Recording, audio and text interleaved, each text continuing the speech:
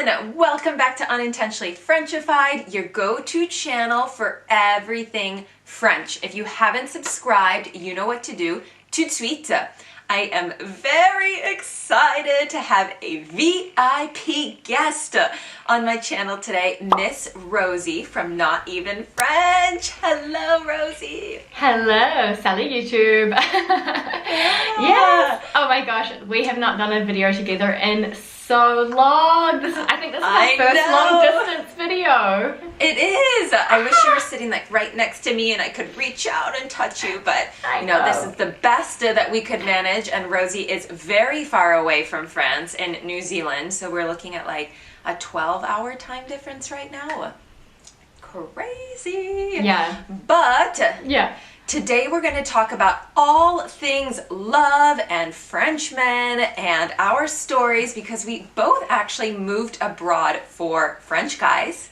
And I have a little spoiler alert, it wasn't always successful. So we're going to talk to you guys about the pros and cons of moving abroad, a bit of our stories, what happened, do we regret it, dun dun dun. All right, so we're going to have guests first. So Miss Rosie, can you please give us some of the juicy details of how you met your French hubby and what was the story for you moving abroad? Yeah. Oh my gosh, I feel like these men and this move abroad changed our freaking lives forever. My life today looks so different to what it would have had I not met Niels. And I'm really excited because I think this is the first time I'm like fully dishing our love story on the interwebs. So yeah, grab a tea. Niels probably loves that. Yeah, exactly. I'm sure he'll be ecstatic once he finds out. So long story short, in a nutshell, so we actually met in New Zealand, which surprises quite a lot of people. So I was working in Auckland at the time. I'm not from Auckland, but it's New Zealand's biggest city, and that's where I was doing my graduate program after university. And we had just moved into a beautiful 4-bedroom house in Auckland, and we were looking for a flatmate to fill one of the bedrooms. And so we were interviewing people, hosting a flat viewing, and having people through the house. And there, knock knock knock on the door, was a Frenchman, and the Frenchman had a gorgeous blonde French woman with him. So our first assumption was like, oh, it's a couple coming to view the room. So anyway, Niels waltzes in, obviously, you know, tries to get the room, talks himself up, how he's a professional, you know, engineer, and he's doing an internship on his gap year abroad in Auckland and all that kind of stuff. And that he was working actually as a researcher at Auckland University. But there were 3 single women in the house. Like, we didn't want a couple really. We ended up going for another young professional woman to fill the room. So anyway, that's when Niels and I first crossed he got paths. the no. Yeah.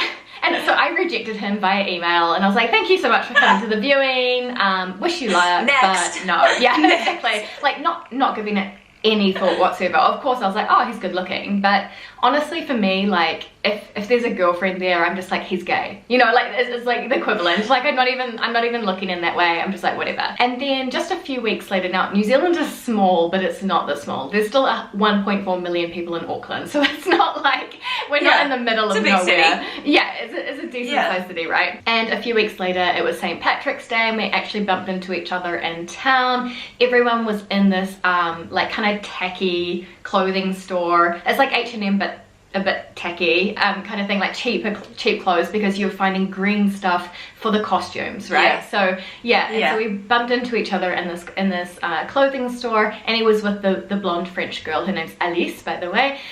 She's an important part of our story. And I had this like little French accent behind me, like, Rosie. And Niels was really Frenchy at the time. I mean, he's always like spoken excellent. Yeah, he's got a good accent now. He's got a good accent, and he's got amazing English. But at the time, you know, still was a little bit like Rosie. And I was like, And I felt so bad. I was like, oh, it's that guy I rejected from the apartment. And I was just like, okay. I was like, oh, hi, Niels, how are you? Did you find somewhere? And he was like, oh, yes, no worries. I found something much better in the end. And I was like, oh, okay. Of course. Of course. Yeah, I don't actually need you. I didn't need you anymore. Yeah. Just honesty, brutal honesty. Absolutely. And that first taste of that brutal honesty, right? And then, long story short, he asked if he could add me on Facebook because he was like, I'd actually like to meet some real Kiwis, you know, some real New Zealanders while I'm here, and all of my friends so far are French and Italian, so please help. And I was feel like, for him. I was really curious. For him. Yeah. And I was like, yeah, okay, cool. So I also want to, you know, like, I'd love to meet a French person. He was, I mean, get this. This is like girl from small town New Zealand. First French person I'd ever met in my entire life. So I was curious, right? I was like, oh, you know. This is totally fate. Given France. Yeah, I hadn't even given France two thoughts, to be honest. But then I was like, oh, this is cool. I'd love to learn more. And I was new to Auckland as well. I was also looking for new friends, so why not? Long story short, a few weeks after that, we met up at the Auckland Museum. I thought it was just a platonic hang, you know, meeting at the museum, going around. And that's when I realized, just through speaking with Niels, that Alice wasn't at all his girlfriend. It's his girlfriend. It's just a French friend. Like, it's actually someone he went to high school with. They found out that we're both doing their gap year in New Zealand. And like, as soon as I learned he was single, I was like, oh, okay. And I kind of looked at him completely differently. Different? Yeah. You know, you're lucky that she wasn't an ex-girlfriend. Like, knowing Frenchmen, that easily could have been like literally like not his girlfriend anymore, but like his ex, but he would find that totally normal that she was hanging out. To be hanging out. Yeah, absolutely. And so, long story short, that day we met up at the museum at like in the afternoon, and then we got dinner, like we went and played pool, we went to a party, like the rest is history. And then we were basically just stuck by each other's sides for 6 months because I was like, I knew he was gonna leave. He was leaving to New York after that, and we both thought it was just a relationship that was like obviously not gonna stand the test of time, and I accidentally fell in love. And we're going to talk about, I'll let you share your story, but we're going to talk about whether or not, like, you know, what are the pros and what are the cons now, because it really flips your life upside down. So I think about that sometimes. What would my life look like if I just kept it simple and dated a Kiwi guy, you know? And so totally. Yeah, we'll definitely do the debrief after your story, which I would love to hear more about. Oh, dun dun dun. So I actually have I have 2 stories. So I'll try to make them both quick because I really fell in love and then moved abroad for 2 Frenchmen at 2 different times. So I know, one was not enough. One's not enough. It was obviously meant to be. The first one was a total fail in the love department, so I had to try again to see if it would work. So I remember the first time I moved to France for like our Erasmus, our study abroad year. When I was in college, and it was a semester. It was like from September until December, and I moved to this really small town. It was all done through my university. I remember being really nervous. It was my first time living abroad. I seriously thought, like, before I left, I said to my parents, like, do I have to go? I was like 19, and I was like, I'm really nervous. Are you sure I had to go? And my mom was like, seriously, we have paid so much money for this abroad like trip, so yes. Yeah. And if you hate your life after like 3 weeks, you can come home. Anyways, I did not come home. So I left. I was pre-med, super excited, just going abroad for a semester. And the first night out with all the other Americans who had come from my university, we went out to a bar in town. Po is not a big city by any means. I don't know how much population, but it's not huge. And we go to a bar, and I walk inside, and there's a group of 3 Frenchmen playing pool in the corner. And one of them just caught my eye. You know, I was just kind of like, oh, he's good looking, he's handsome. And so I was watching him. And I've realized now, especially looking back, that when you make eye contact with people, with French men in a bar, and you don't look away and you're smiling the way that I was very like smiley and happy, that's just kind of how things were done where I was from, it is very much a signal to like come on over. You know, like French women tend to be a little bit more standoffish in the bar. I was pretty much being like, hey, interested over here. Come my way. I know. And so I call him Pierre because, you know, just so that I'm not splashing his name everywhere. But so Pierre came over and we seriously just hit it off. And we spent 4 months just completely like side by side. He was actually on a training for his work at the time. He was an engineer, and for some random reason, he had those same 4 months in Po, and I felt like it was such fate because we both had the same flight on the same day in December from Po back to Paris. Wow. And so I was like, what? Like, how could that even happen? So we actually both ended up leaving Po together to go to Paris before I flew home and he went home at Christmas, and we decided to do long distance. His job was 30 days working and 30 days off. And so wow. those 30 days off, I know, it was like crazy. For a year and a half, we did long distance, but he would come over to the States. And I came back from my like abroad, like semester abroad. I was pre-med. I wanted to be a doctor. I wanted to live in the US. I love the Midwest where I'm from. I came back and I said to everyone, I've met a Frenchman. I'm getting married. I'm moving back to France. Like, I'm finishing school as quickly as I can. Like, goodbye. I am now like Goodbye a forever. French major. Yeah. I know. It was so great. And so I ended up moving abroad a year and a half later, and we actually moved to Scotland because his work had taken him to Scotland for a bit.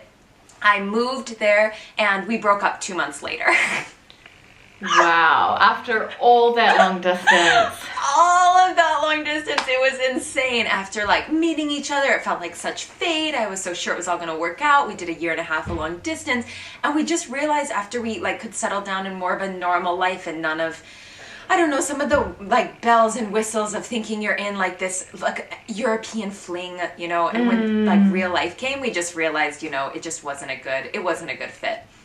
So there were lots of, that was really, I changed everything. Like Rosie, when I say, like, I'm sure you did as well, but like when I think about what my life would have been like if I hadn't met Pierre, it's insane because my whole idea of what I wanted my life to be changed completely. And then if we fast forward to like 5, I mean, not, oh my God, 5 is not giving it enough time, like 8 years after that, when I was more settled in France and I had done my master's here and I had done all my internships, and this was before I had actually met Rosie, I couldn't find a job in France. And so at this point I was like, you know what, it's time to go back to the US. I've really, you know, maximized my time here. It had been, you know, 3.5 great years of like studying and doing internships. And if I can't get a job, I'll get a job in the US. And I bought my plane tickets. I told my like landlord when I was leaving, and I literally met Robin, my husband now, on a night out with friends. And I seriously went home and said to my family, I've met my husband.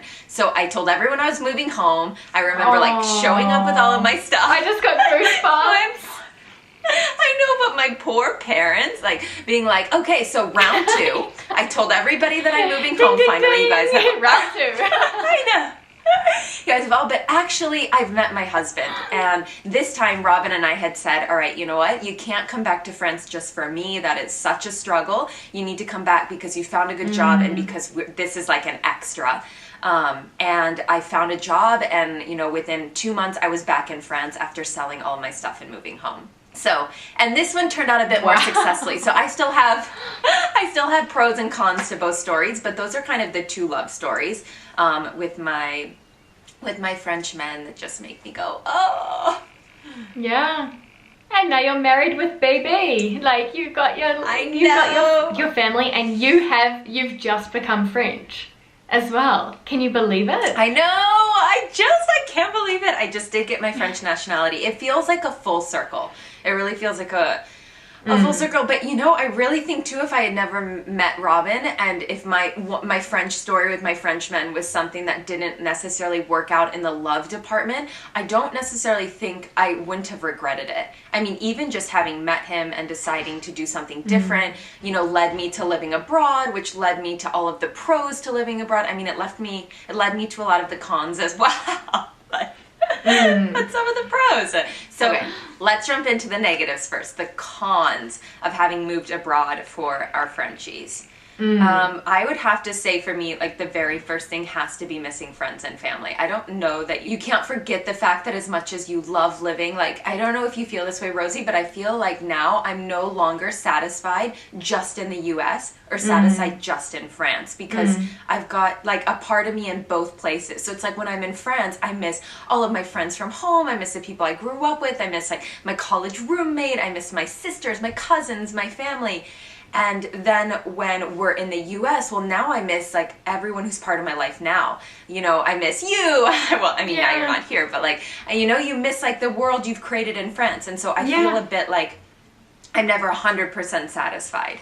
Yeah, I completely agree. It's like I'm back in New Zealand now, and like basically all of the friends that I made, including you, like in my 20s as an adult woman, like growing up, they're in France, you know, like it's interesting, you know, you have different friendships for different phases of life, and you may not have every phase of life in the same country, and that's quite confronting, you know. So there's that side of things. And I'm the same, like yes, you've got two homes, but you also have like your heart in two places at any one time. And something I also grappled with, I felt quite guilty for a while, because I felt like this one relationship with one person, my boyfriend, I found it difficult, almost like as if I felt selfish, let's put it this way, because I felt like I was choosing my life and my future family potentially over my mum, my dad, my aunties, my uncles, my friend, you know, like adding up all those people back in New Zealand who love me and I love so much, and still choosing that one person over them. It felt heavy, and I know it's not like that, but I did grapple with that for a few years. Yeah, no, I completely agree. There's a lot of guilt that goes with it. Yeah, a lot of guilt of creating like and installing yourself so far from your family. And I also think one of the cons as well sometimes is that when you do move abroad for love, you really do put aside some of other could be important things to you. Like, I mean, I finished college early and I changed careers and I moved abroad, and right away you arrive and you've given up so much, and the only people you really know are all of these people that are part of your, you know, boyfriend or your husband or whoever it is, like their close circle. So I think you lose, sometimes you feel at the beginning like you're losing a bit of your identity.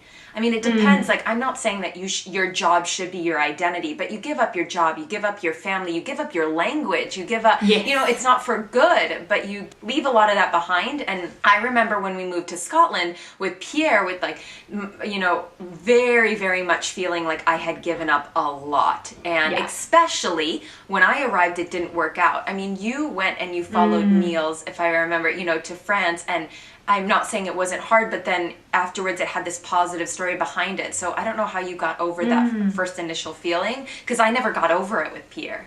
You know, it just didn't work out. Yeah, no, I did feel like my whole identity was just like, I'm the girlfriend of this man. You know, like it was like, I didn't, and also my career was on track. Like I was in this 2-year leadership development program. They were going to send me to Amsterdam for my first role of the program. Like I was set to have like an amazing career with this company, and I resigned and went back to being a student, you know, like going from being a professional, earning money. Like I felt like I'd moved on from that phase of life, and I went back to, you start over. Yeah, you start over and you'd make sacrifices. Like, did I want to do my master's degree that year? Not really, you know, but it's like I kind of did what I had to do to get the visa and that kind of stuff. And let's not talk about the cons of like, just I mean, how much time I spent and wasted like on the visa and at the prefecture and stuff like that. It does make you think like, God, what would I have been doing with my time had I not had those kinds of things going on in my life, right? No, for sure. God. Yeah, but then, I mean, it's obviously a bit of a small price to pay when we think about all the positives. Yeah. So, I mean, for me, obviously, there's just having two homes, having two cultures, having two languages, having just your mind. I don't know, I grew up so much. My mind is so open. I built in so much confidence, so much empathy. Like I became so much like such a better person, I would say. Like, I feel like I'm really becoming the best version of me because I am nuanced, and I do have different sides to me, different parts of me, and it does help give you more empathy, you know, integrating into a new culture and all of that kind of stuff. And when you look at my YouTube channel, Not Even French, like I dedicated 3 years of my life to like pursuing knowledge of the French culture and everything. Like it's one of my biggest passions and joys in life. And so now I'm like, who would I be without that, you know? I think it's really hard to imagine what our lives would be like if we hadn't actually done it.